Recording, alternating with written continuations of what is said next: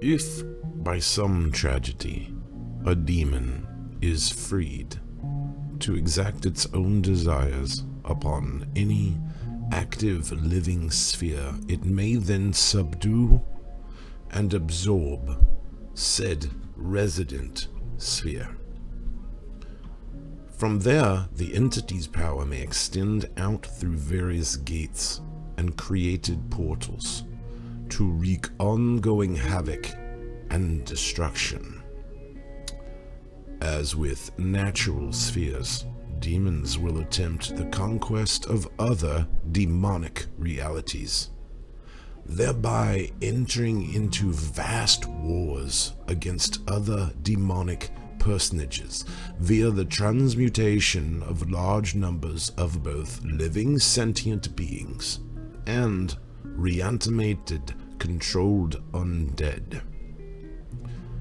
A conflict of this nature will degrade the very fabric of any sphere's material substance and physical laws, leaving the walls between frail, basic reality and the anomalous void of demonic existence thin and corrupted.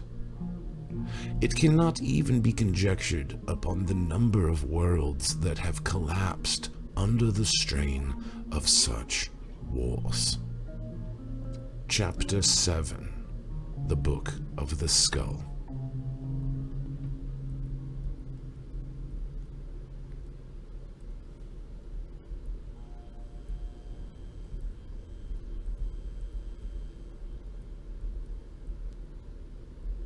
Dear Afanasi, I will admit to you that in the first week of my possession of your father's skull, that I had begun to have doubts as to the validity of your claims, and have wondered if I was but a dupe in some great hoax that you were committing. I know that by confessing these doubts, you are most certainly offended and hurt, as now I am sure of the validity of all your reports. I apologize to you sincerely, and hope that you will forgive my ignorance. I had waited for some sign of any strange activity from the artifact, and having found none, invited a colleague, who I dare not name, to examine the skull. This man I can only identify as a somewhat famous Serbian scientist, who came at my behest to test the skull using a rare piece of equipment that identifies and measures electromagnetic activity. He is assistant, a young Englishman, and I gathered in my study and placed the skull on a table in the center of the room. My colleagues surrounded the table with a number of thin gold antennae, each attached by wires to a large machine, of which I was assured by the doctor was honed to a sensitivity that could pick up any electrical wave at all present in the room. I seated myself directly across from the skull and began to concentrate upon it until I had fallen into the trance state I used to initiate contact with spirits during seances. The doctor's assistant later informed me that I had been seated in this state for less than an hour before the events which I am about to describe unfolded. The first phenomena which developed was but a light tingle across my skin, as if the hairs of my arms were dancing across my flesh. In moments, I became aware of a peculiar buzzing sound, which was reminiscent of a swarm of bees flying about the room. The doctor says that at this point his machine was already registering a charge in the vicinity well beyond that of any known electrical device. My eyes, which had been closed, now opened to the sight of a soft, violet glow which was surrounding and originating within the cranium of the skull. I was giddy with excitement, as was my comrades, as the skull itself began to levitate before us over the table, which was shaking violently as if a train were passing beneath our feet. I had the presence of mind to then begin questioning the skull as to the reason for its supernatural state. but I was met only with silence as the glow spread to the point of bathing the entire room in its radiance. What I witnessed next was verified by both the doctor and his assistant. There, within the light of the relic's energy, there was revealed an entire host of spirits who were gathered as if communion around us.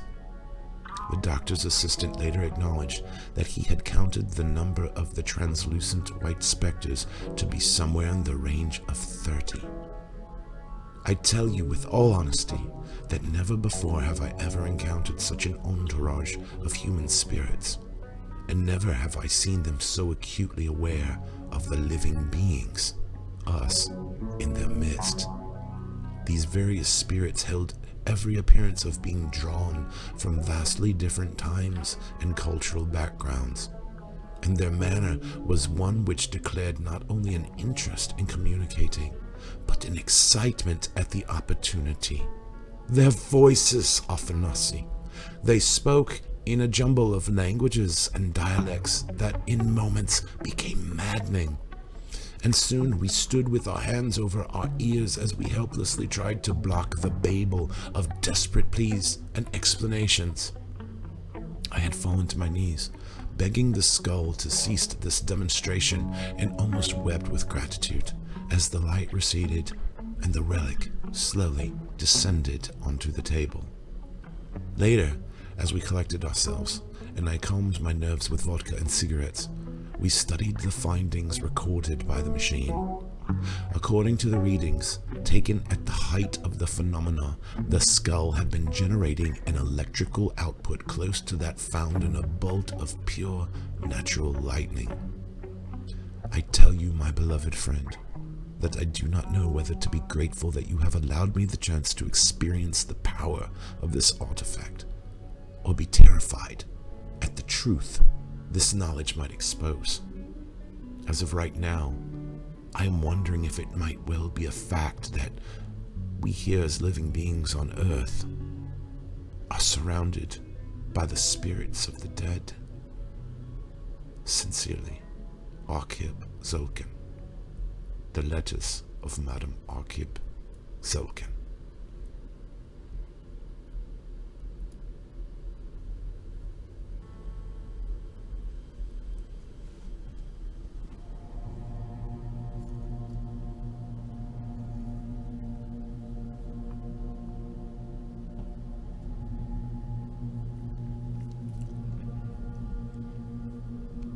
Angel stood on her front step watching as the black clouds of the distant storm approached with a speed unnatural and frightening. Such a storm should, she thought, be coming in off the coast. But as the wind began to whip her hair about her face, she found herself wondering why the clouds seemed to erupt from somewhere in the east near the mansion, which was her current objective. As she stepped out onto the sidewalk, reviewing her conversation with Kurt, she could not help but regret the harshness of her words to someone who had been mostly a kind, supportive presence. After all, it was obvious to her that she was not in her right frame of mind, and his observations were, for the most part, irrefutably correct. She was behaving in a very irrational way, and the situation was, in the very least, strange and surreal. However, if there was even a chance that this person was in fact her Aunt Celeste, then she needed to meet her. And if this woman was here in Mossborough, waiting at the mansion, then she had no choice but to do everything in her power to accommodate her wishes. How could Kurt, who had so, as far as she could surmise, a perfect childhood, even come close to understanding what this meant to her? Yet deep within her, she knew there was something wrong with what was happening. But she passed off this nagging doubt as a lingering shadow cast by the disappearance of the young boy.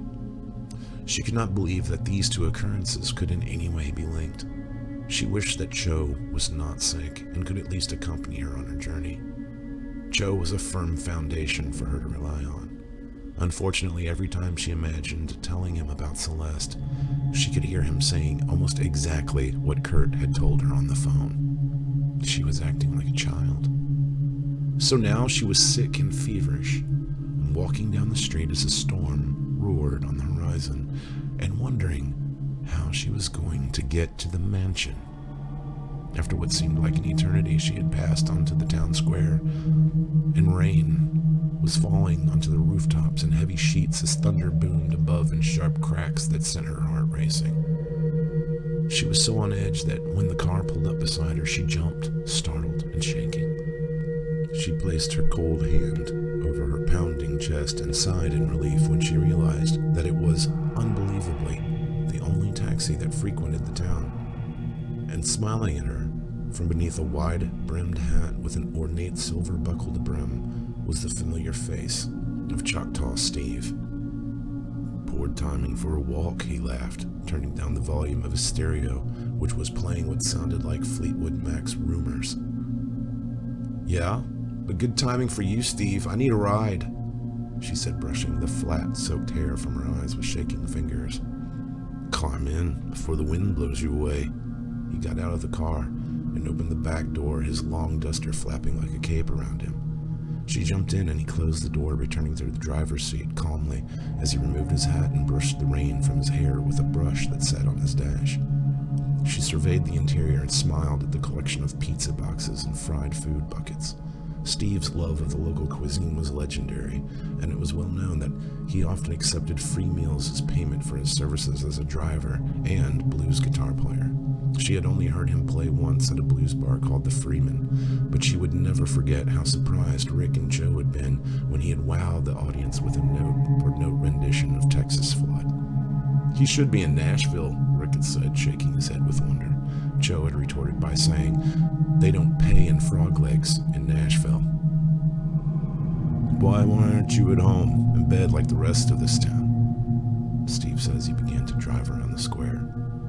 "I could ask you the same thing," Angel answered, noticing the heavy smell of marijuana permeating the car, but being too grateful to even care. "I don't get sick," he stated as a matter of fact. "I haven't even had a cold since I was a kid." "What about yourself?" "Well, I do, and I am, and I've got to get out to the mansion as soon as possible." "Your wish is my command, but can I ask you why you want to go out there if you're feeling bad?" "You're not going to believe this, but another love has shown up." Steve's eyes widened as he glanced up at her in the rearview mirror. "Really? Now that is hard to believe. Is that a good thing?" "I think so. It's my Aunt Celeste." "Ooh, talk about a blast from the past. Tell me about it. Hey, is this Gold Dust Woman?" "Hey, good ear. You want me to turn it up?" "If you would." Steve smiled, and soon Stevie Nicks was singing about the illusions of love as they turned onto the long road to the mansion. Darkness had encompassed what little was left of the daylight as they sped through the storm. The trees overhanging the muddy dirt road was swaying and bending as the lightning lit the countryside around them in a dazzling display of color. Angel said nothing for fear that her fever was once more playing tricks on her vision, and she didn't want Steve to know that she might be on the verge of hallucinating. "Hey, sweetie, am I having a flashback here? Is this lightning like blue and red?" She laughed with relief and answered, "No flashback, Steve. I see it too." "Cool. Must be some kind of weird atmospheric thing. Hey, where are those guys you usually see you with?" "One's sick and the other's a jerk." "I see. Common problem with men of that age group. I find the jerkiness sometimes tapers off in the mid-30s. I'll keep that in mind." Despite herself, Angel was feeling better in the company of the old Indian cab driver as she found the music brightening her spirits. She watched as his wipers struggled to push the downpour from the windshield and wondered how he was managing to keep them on the road. Steve, however, was driving along, singing with Blue on Black by Kenny Wayne Shepherd as if he were on a casual Sunday cruise through the country. She leaned back in the soft seat and closed her eyes, letting her thoughts relax and drift where they may. She remembered someone making a joke only a few nights before about how Choctaw Steve might be her father, and she smiled with the thought, thinking maybe that wouldn't be so bad. For a moment she imagined a childhood, sitting at the feet of an old Choctaw hippie, teaching her how to play blues chords, and showing her off at gigs as his pride and joy. "Steve," she said dreamily. "Yeah, sweetie. Where do you live, anyway?" "I got a little mobile home on some land down by the coast." "Is it nice?" "I suppose. It's not much for luxury, but it's plenty nice enough for me and my dogs." "You got dogs?" "God, yes, a whole mess of them. Damn things keep showing up like I'm running a kennel. That's alright, though. They keep me company. Keep the snakes away." Angel laughed again, but her good feelings waned when she saw that they were turning off into the drive of the estate. As he pulled in, she gazed at the car, which was sitting in the circle of the front courtyard, and her heart quickened with anticipation. "That must be your aunt," Steve said with a strange note of anxiety entering his up-until-now jovial tone. "Must be," she said, her voice low and distant. "Hey, if you need me to stick around, then I'd be more than willing. I can just wait out here." "Hey, Steve, since it's storming and everything, would you like to come in for a drink or something?" "Well, sure, honey. But I wouldn't want to impose or..." "Oh, no, you'd be doing me a favor, really. I'm kind of nervous about this whole thing." "Okay, then. I'll be your chaperone." He smiled warmly and turned off the engine before getting out and opening the door for her. As bad as the storm had seemed from inside the warm cab, its intensity was awe-inspiring as they made their way over to the Buick LeSabre that was parked at the bottom of the steps. Angel watched as the window rolled down, and she saw for the first time the smiling face of Celeste Love.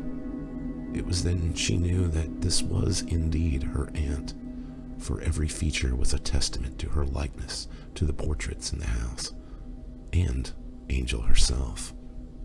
"Angelica," the woman said, as rain pelted her from the outside of the car.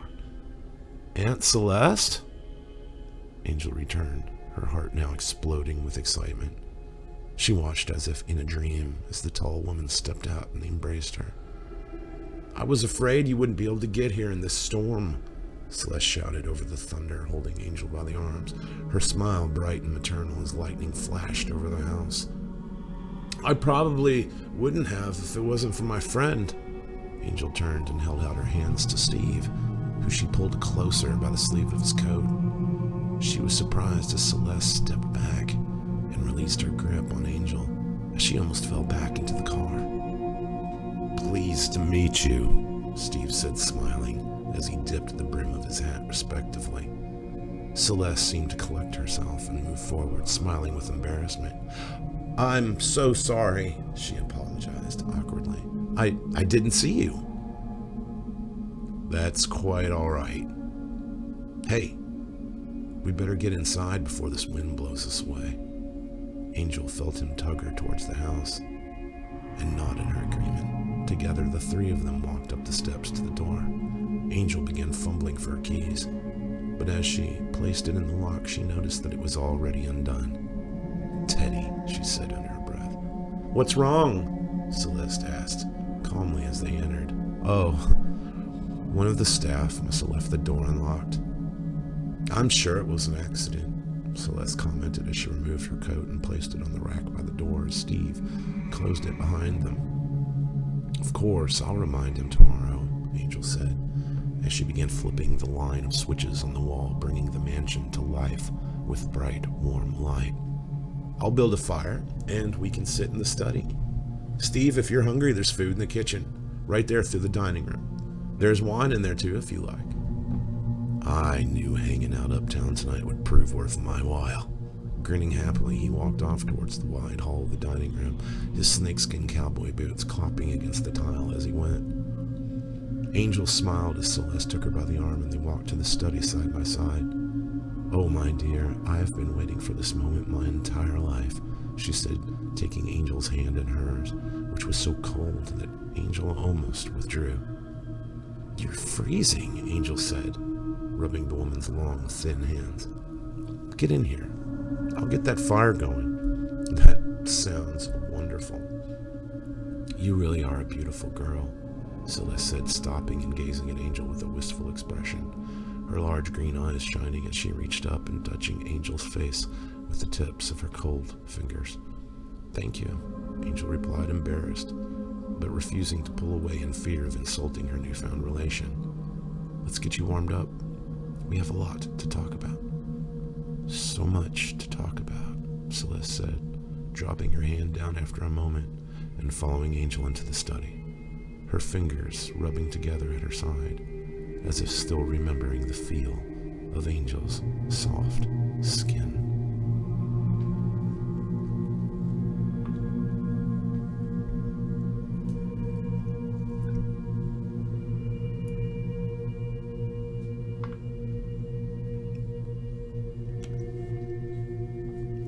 First, Kurt had tried walking across town to Angel's, but soon it had become all too apparent that the freak storm which had blown in from nowhere was not going to let that happen. He was filled with a terrified desperation as he struggled against the blowing wind through the streets of the town, barely able to even see where he was going. The driving force of the wind had led him to take shelter beneath the overhang of the Mossborough Tourist Center, a vantage point from where he had a clear view of Angel trudging down the street. His heart had leapt. He was beginning to cross the square when he saw the cab pull up and Choctaw Steve opening the door for her. He watched with astonishment as they slowly drove off into the storm in the direction of the Love Mansion. Momentarily he was overrun with despair as he wondered if all hope was now lost. But remembering that Choctaw Steve really was Stephen Aldry, he was immediately stricken with the idea that maybe all was not as it appeared. His mind raced as he tried to formulate some way that he could get to the mansion and somehow help in whatever events were about to unfold. However, the streets began to flood with 3-inch deep streams of rushing water. It seemed that for the moment he must retreat. As he ran up the sidewalk, he began to realize that he could not do this alone. He needed help. But who would believe in the bizarre explanations that he himself could barely comprehend? As he entered the doors of the dorm, he realized that the power was out and everything was pitch black inside the house. He walked up the stairs, his shoes sloshing with water, and he stopped on the landing of the second floor when he noticed light coming in from his own room down the hall. Carefully approaching, he looked around the corner to see Cho sitting at the small table at the foot of Kurt's bed, staring out the window, his face visible in the light of several lit candles. "Hey, buddy," Cho said with strange serenity. Kurt saw that lying on the table in front of him were 2 black .45 caliber pistols with grips wrapped in black tape, several clips, and 3 boxes of shells stacked to the side. "Cho, what's going on?" Kurt said as he cautiously entered and stared at the loaded guns in the glow of the flickering candle flames. "I think you already know that," Cho answered with a sad smile. "What do you mean?" He sat down on the bed, studying Cho, who, far from appearing sick, now seemed intensely and sharply focused. Kurt noticed an odd shine to his friend's eyes, as if they were shining brass.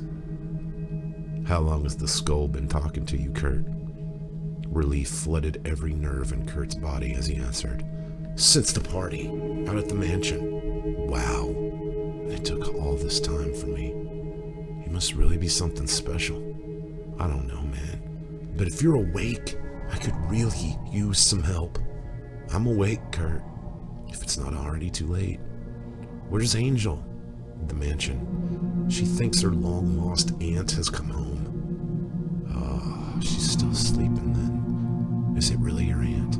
"No, it's her uncle. He was the one who did it." "Did what?" "He was behind Angel's murder, and the one who destroyed our world. After Angel died, we tried our best to find out who was responsible. The press kept on saying it was a cult. It was, in a way. There was also this boy who she had tried to help, but something terrible had happened to him. We never really understood what he had become, but we eventually came to the conclusion that somehow Andrew Love had gotten to him. But we didn't figure out any of that until after Angel was dead. She didn't even know that Andrew was alive, let alone plotting against her. There was a conspiracy amongst Angel's own people. We couldn't believe that one of our own could be part of it. You keep on saying we. Who are you talking about? We always called it the Guild, but it was really just Angel's whole organization. She started rounding up psychics way before I ever met her. I guess after that, the world ended, and she just rounded us all up again. And then we sort of reincarnated here. I don't know how she did it, but it's more or less explained in the Book of the Skull. I guess if some demon can create a sphere of its own, then why couldn't she? I mean, she had the book before she died. She had the book and all the lost letters that Russian medium had wrote about it. She had been studying them for months. So all the people here at the university were psychic. All the people in this entire town, too, man. What about the rest of the world? I was in Biloxi. No, you think you were in Biloxi, and in some ways you were. A sphere operates on the functioning of human conscious perception.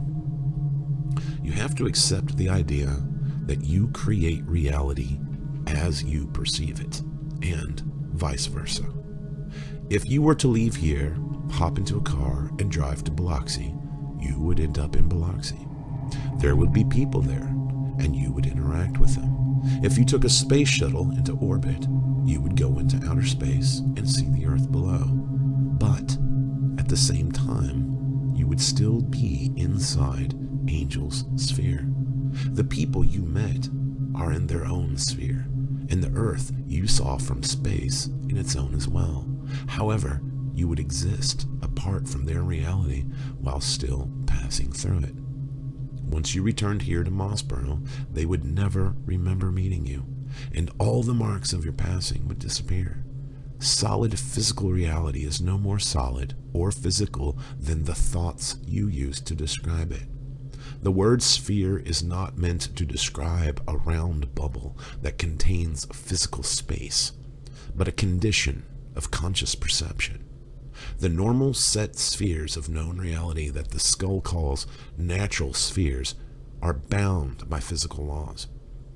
But spheres made or altered by the energies of demonic anomalies, created spheres or demon spheres, are not. This is a sphere created by Angel, for Angel, Kurt said with wonder. Sort of. You have to understand that she split herself, and the half that we know isn't really the Angel that I knew back on the other Earth. The Lost Earth. Huh? The Lost Earth. That's what Maxine called it. She's here too? Just her ghost. But I haven't seen her for a while. This is so crazy. So the ghost of Angel's dead mother is here as well. Is there anything else I should know? Kurt stared at Joe for a moment and contemplated his words carefully before deciding that any tiptoeing around facts would be detrimental to the success of their endeavors. Okay, there's one more that I know to be here. Who's that? Angel's father? What? Who is he? Joe seemed dumbfounded by this new information. The cab driver. Choctaw Steve? That's crazy. She's with him right now. He gave her a ride to the mansion, I'm sure. So whose side is he on? Going, but what I remember, probably ours, but he's kind of a rogue agent. What do you mean? Well, back in the other world, he was a shaman and an avatar. Of what? Kurt scratched his beard before dropping his hands to his lap with resignation. A prehistoric wolf deity. Joe, he was a werewolf. Joe stared at Kurt with his mouth hanging open, and Kurt had to wonder whether he was going to laugh or suspect him of insanity. You're kidding, right? Spheres and serpent gods you buy, but a werewolf is way out of the question. I'm sorry, but I just never thought that there were others. No, I was aware of that, Joe said with a strange shine in his eyes again. Well, it was news to me, but apparently there's quite a few of these things running around, and Angel's father had been dealing with this crap before we were even born. This thing ruined his life, Joe. He lived like a hobo for 60 years or so, and Angel's mom was like the only friend he ever had. So he wouldn't hurt Angel.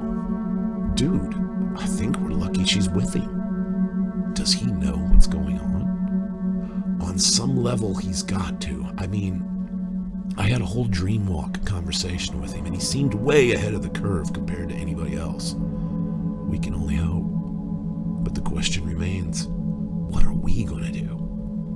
We've got a whole town full of psychics here. There's got to be something. Kurt, these people are so far into the soul sickness. They're more like sitting ducks than a psychic army. Can you use those guns? Joe smiled and placed his hand calmly on one of the pistols.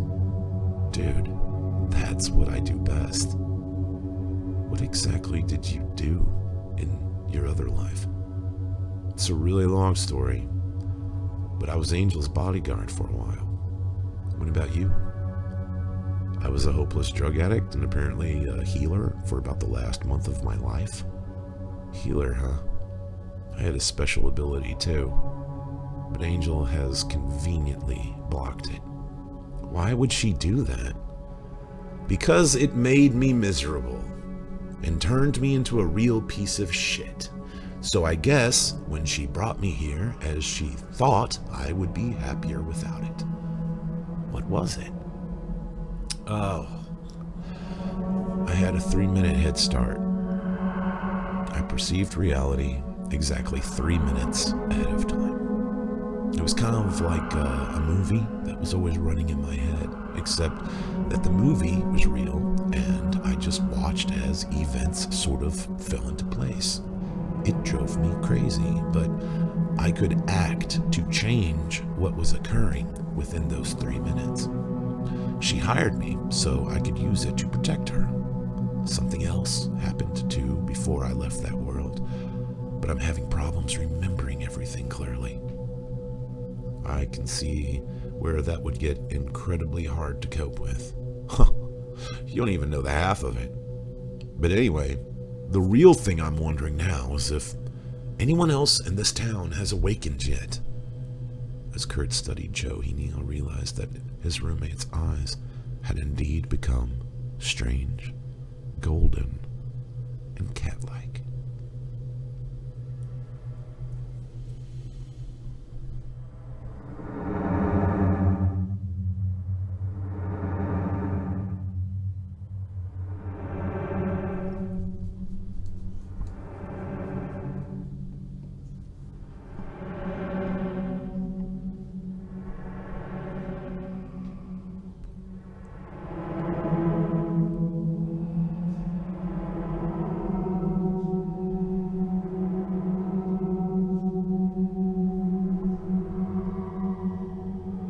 Jesse, it's time to wake up. Jesse heard the familiar voice speaking to him from only a few inches away. His hands were locked over his eyes, as he had barely heard the words spoken over his own repeated screams. For a moment, he thought that this was it, and his brother was here to awaken him from the horrible nightmare. Slowly, he removed his trembling fingers, but as soon as he opened his eyes, he once more saw the horrible thing that was clawing and scratching at his window. His hands once more clasped over his face in terror. I can't, Ryan. I can't look. The thing is going to eat me. Once more the calm, comforting voice spoke. No, it's not, little brother. I'm here now, and I'm gonna help. So, you're not dead? There was a pause. Open your eyes and look at me. Jesse turned his head in the direction of the voice and, spreading his fingers, peeked through the space between. There was Ryan, just as Jesse had last seen him, except that now he was transparent, and his eyes glowed with strange white light. Ryan! You're a ghost! Jesse began crawling along the floor to the corner, weeping as he went, but now staring directly at the apparition. Calm down and stop being such a wiener. This is no time to wuss out, bro. Yeah, I'm a ghost, but I'm a good one, alright? Like Obi-Wan Kenobi. Ghosts aren't real. Mom said so. Jesse yelled accusingly. Well, she was wrong, alright? Now think. We don't have much time. Remember? Snakes on a plane. Yeah, I remember you talking about it. No. Think. We watched the movie together. We saw it in the theater when it first came out. Think really hard, Jesse. Jesse did as the spirit asked and tried to remember. And indeed, he could envision him and Ryan sitting in the cinema watching the movie. It had been in New York. It was a long time ago, back when we were kids. I snuck you in because you liked Samuel L. Jackson so much.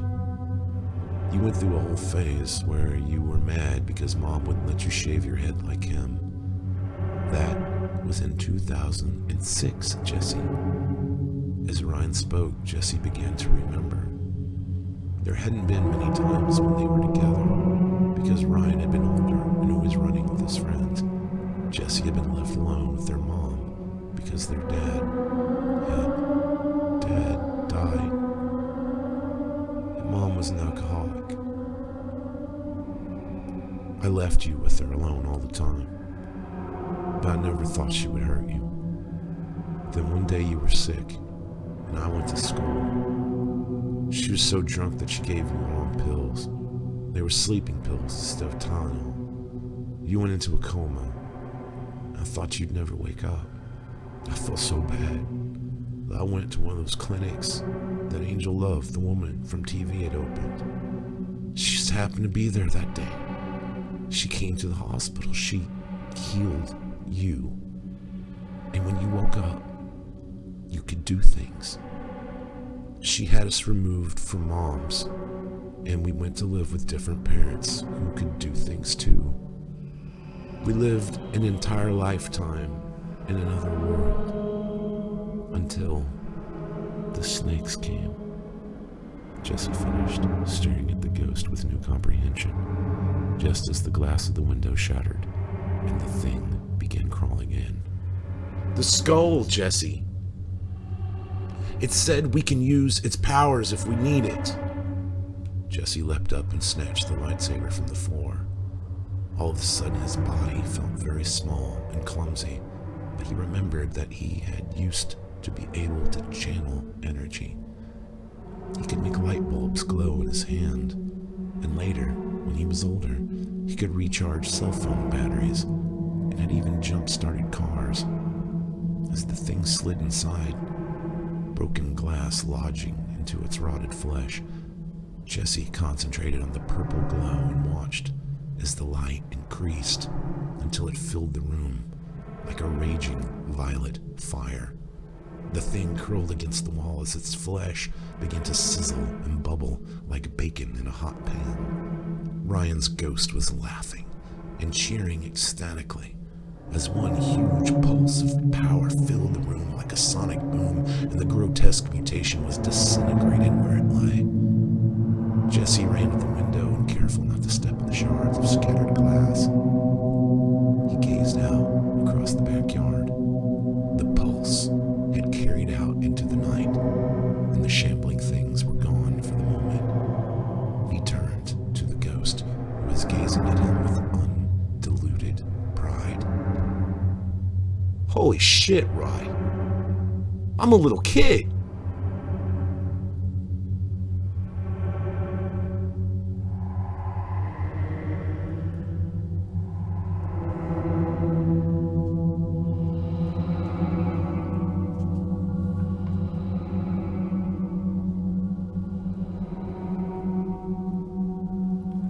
When Stephen looked through the fridge, a smile crossed his face when he found a large white styrofoam container of fried mushrooms and catfish chunks. "Oh, this'll be damn good cold," he said with immense satisfaction as he closed the door and, grabbing the open bottle of Gallifield's Merlot from the counter, made his way back across the dining room. He studied the house, was amused to find it exactly how he had seen it in his visions.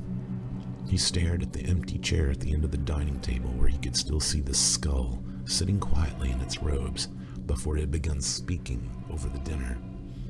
He had pondered the other inhabitants of that vision and wondered if the Bopoli and the Deer Man were real or conjured figments of his unconscious. Dreamwalks were extremely liable to effects from suggestion and the sleeping mind of the host, yet at the same time, he could easily imagine that there were numerous other inhabitants of the spheres which existed in different terrestrial states than those resided in by man.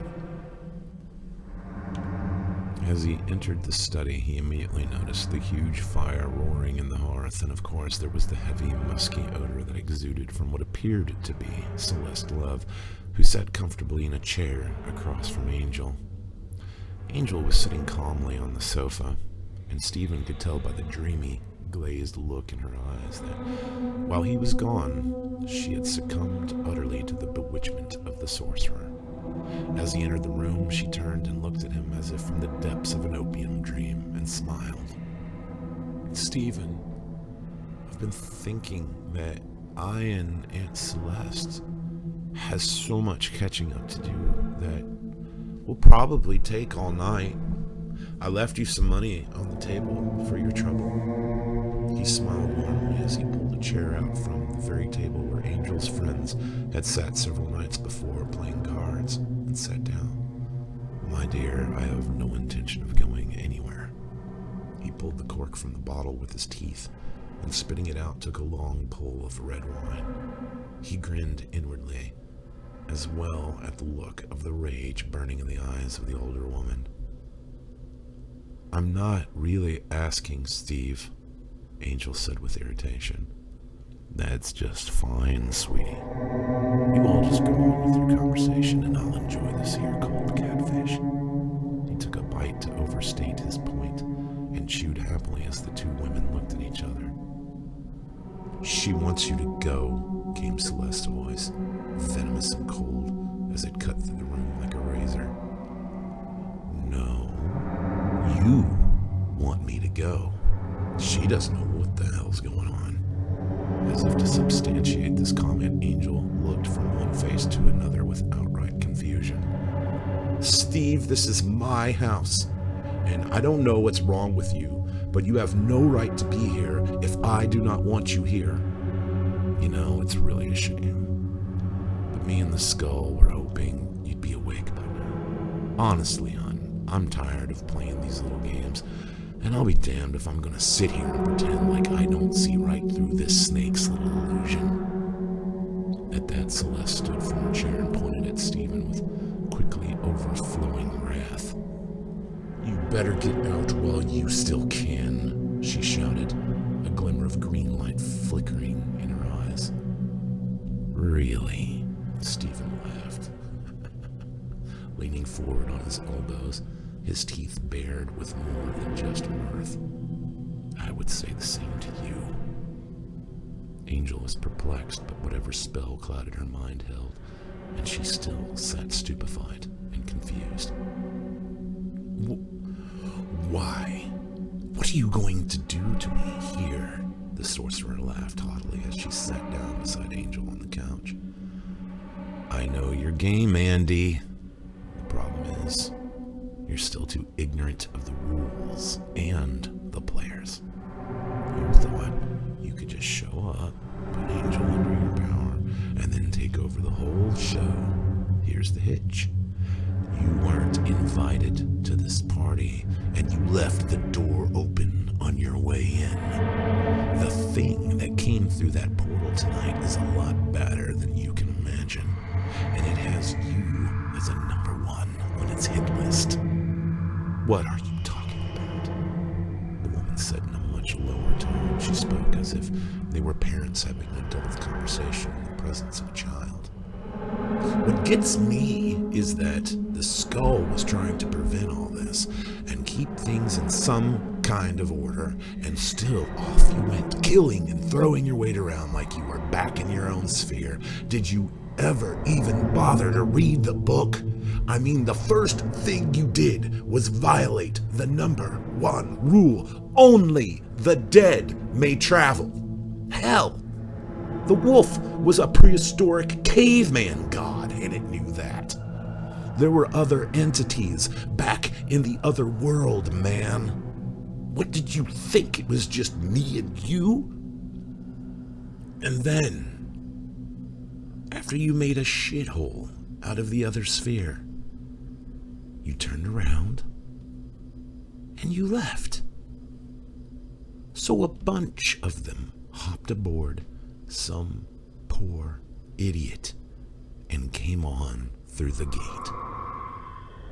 The sorcerer now stood and began pacing back and forth in front of the fire while Angel stared at her like a love-stricken puppy. That's not possible. I would have known. You're only at half power here, Andy. You left your home sphere behind, drew your energy through the gate on a psychic extension cord, and left the portal wide open. This thing that came through doesn't operate like that. They run a traveling show, and trust me, when this circus comes to town, everybody gets screwed. I don't believe you.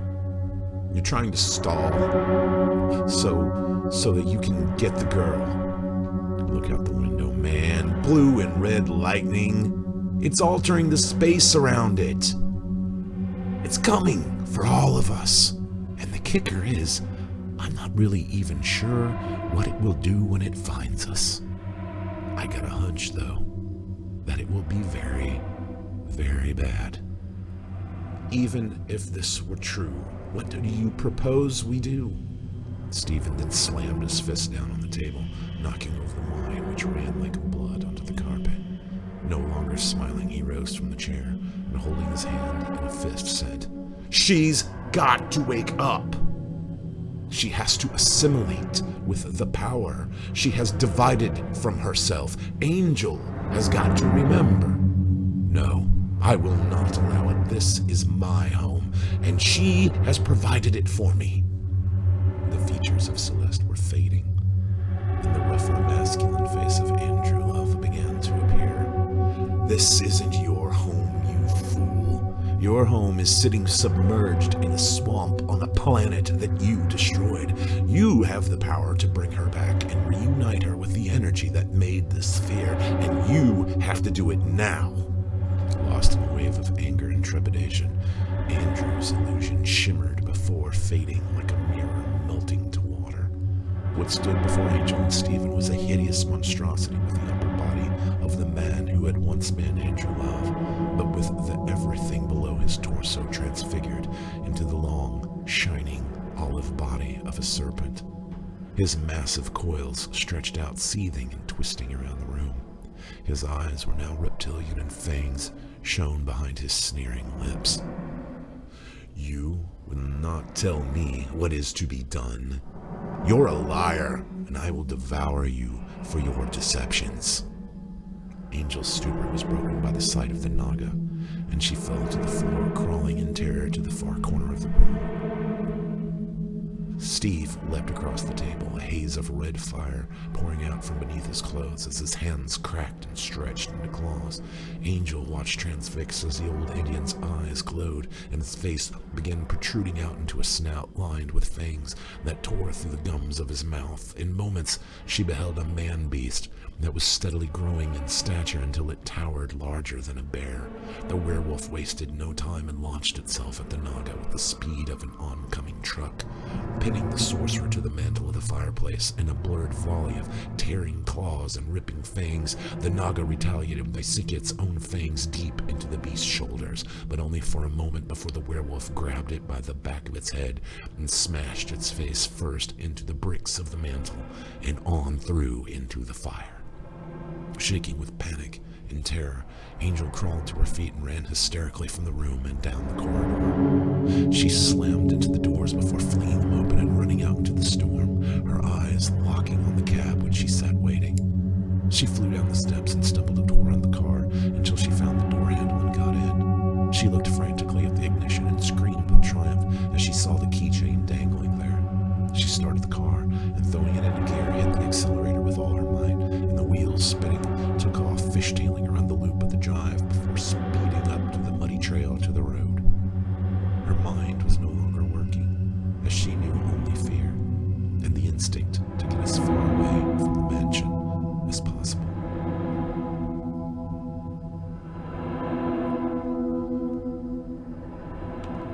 Flames were consuming the study as the two eyed each other across the wreckage of the chamber. The werewolf growled as its massive chest heaved with rage and the desire to destroy its enemy. The torn and mangled Naga fought within itself not to relinquish its hold on this semi-human form, knowing that if it did, no spell would be available for its protection. It realized the werewolf had been right. Its powers were greatly diminished, and any energy it had must be used wisely. It concentrated and was preparing to call its minions, the serpents, when it saw a strange look pass over the bestial face of its adversary. It was sniffing the air as if it had detected something over the smell of fire and smoke, and to the Naga's confusion it watched as the werewolf backed away and then ran, crashing through the house towards the kitchen. Andrew thought for a moment and realized there was a back exit, and for a moment he thought that perhaps the beast was fleeing from him in fear. It was not until the glass of the study windows exploded and the fire extinguished in the cold, dead wind that it thought otherwise. He turned on the mass of the serpent body and sunk low to the floor as lightning flashed outside, and a small shadow appeared hovering in the distance. He rose up and prepared to meet the shadow with fury, but waited and watched with awe as the form floated in through the blasted window and levitated before him. It was the torn and bloody corpse of a teenage boy. All was silent, but for the sound of the rain and the thunder as the cadaver came closer and stopped a mere 6 feet away. "It's you," Andrew whispered, his voice broken and lisping over the fangs which filled his mouth. And he watched as the mouth of the corpse fell open, and ants crawled out in profusion before a sound like several voices in a cave spoke. "We are the Shadow Walker, and we have come for you, Naga. For the crime of traversing the spheres while still in a living form, you have been found guilty, and your sentence is imprisonment."